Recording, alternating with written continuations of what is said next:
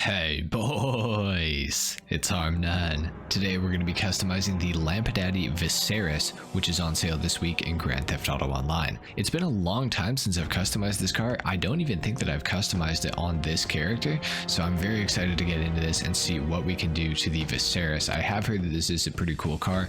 I know it is a former top 10 fastest sports classic car in Grand Theft Auto Online, and it says a weapon modification can be equipped on this vehicle. I had no idea of that. Okay. Well, that is very interesting. We're going to go ahead and start off with the armor on this vehicle, and we're going to go all the way up on this. For the brakes, we're going to go all the way up on those as well. For the bumpers, we do have front and rear options here. We have the black extension, primary extension, secondary, bolted, or the race setup. The race setup is pretty cool. I think I'm actually going to go for the race setup. I really like the look of that. It looks good clean too, but I think with the race setup, it's just something a little different. So let's do that. We can go for the chrome stock bumper, the removed bumper, or just the stock rear bumper. I'm going to say let's keep the stock rear bumper. I kind of like the look of that. For the chassis, we can do a parcel shelf in here.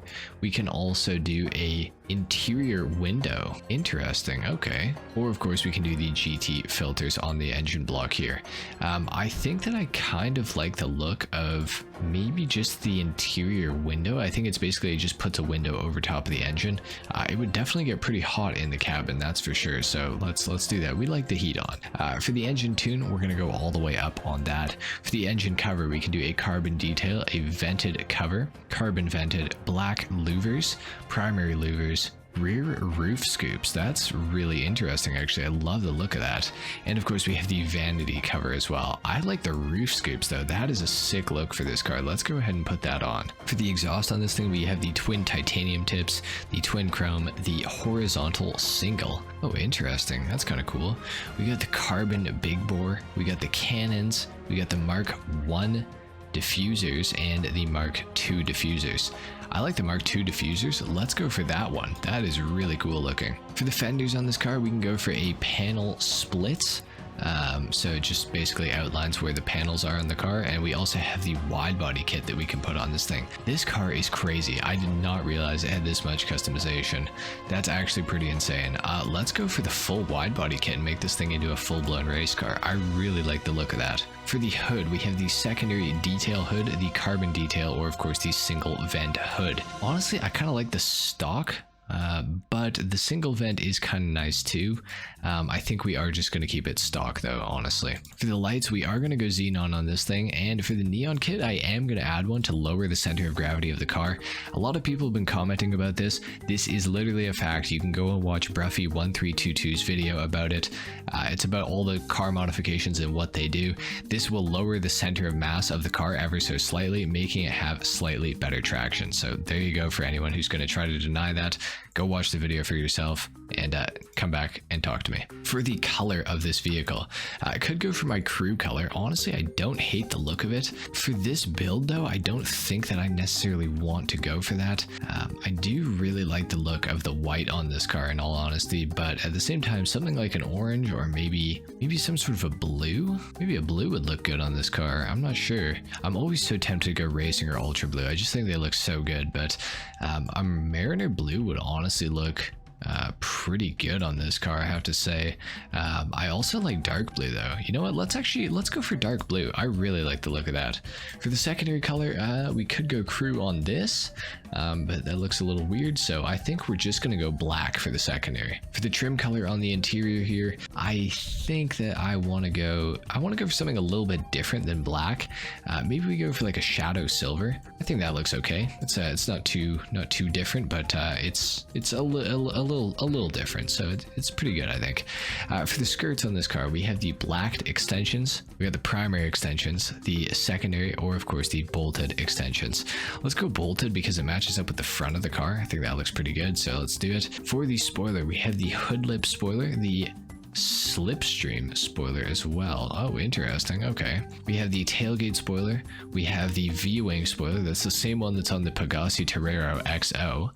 We have the primary dovetail, carbon dovetail, carbon race spoiler. That's insane. That looks crazy.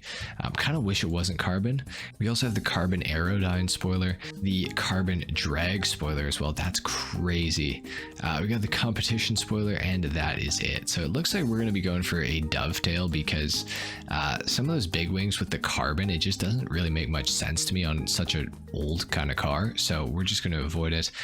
For the suspension, we're going to lower it down all the way. The transmission, all the way up, of course, the turbo as well, for sure. For the wheels, I do not know what to go for on this car. Maybe under the track category somewhere in here we could figure something out. So far it's not looking too great though, so maybe we go into the tuner category. Is there anything in here that would look kind of good? You know what, I almost like the look of the Saisoku, but they definitely don't kind of fit with the car. What about the off-road category? You know what? I feel like this thing definitely could have been a rally car at some point, so I feel like going for off-roads wouldn't be the worst idea, in all honesty. I do really like the stance of the stock wheels on this thing though, so I am almost tempted to keep it stock. If we could find something just similar to the stock wheels, that would be super ideal. You know what? Honestly, the Dodmans aren't bad. For some reason, I like the Dodmans. You know what? We're gonna go for the Dodmans. I've never used these before, I don't think. We're gonna do them in black. I'm not messing around with no colors today. Bulletproof tires though, for sure, we will go for those. Could go for custom tires. Not a big fan though. I'm gonna leave those off. For the windows, we are gonna tint these all the way out, and let's go ahead and take this thing outside and see what it sounds like. Okay, here we are outside, and the car is looking real good in the sunshine here. Not gonna lie. Let's go ahead and just take a listen to this vehicle.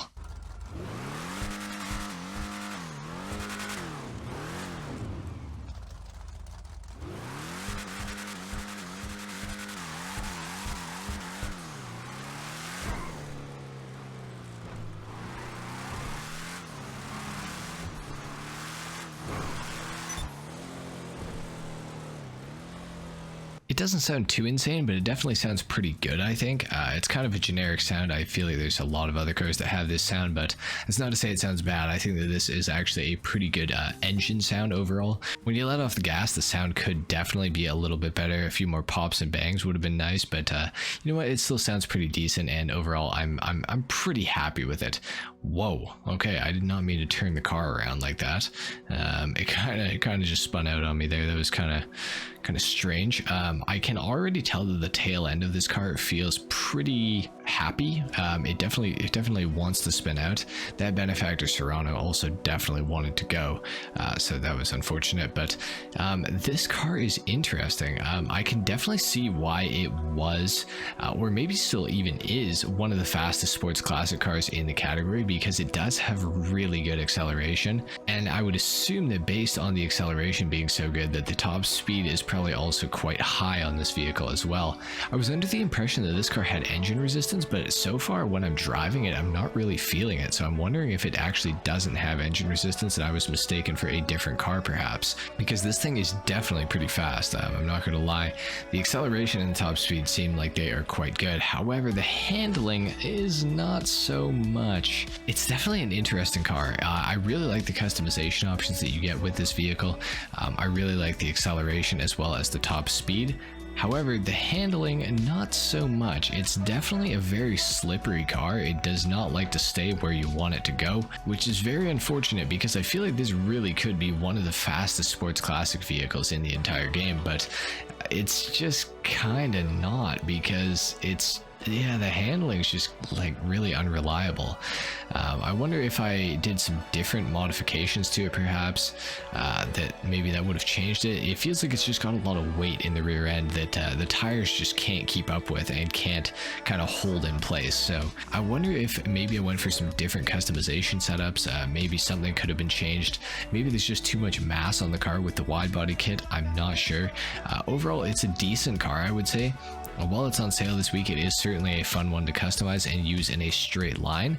However, in the corners, unless you like drifting, you might not want to pick this car up.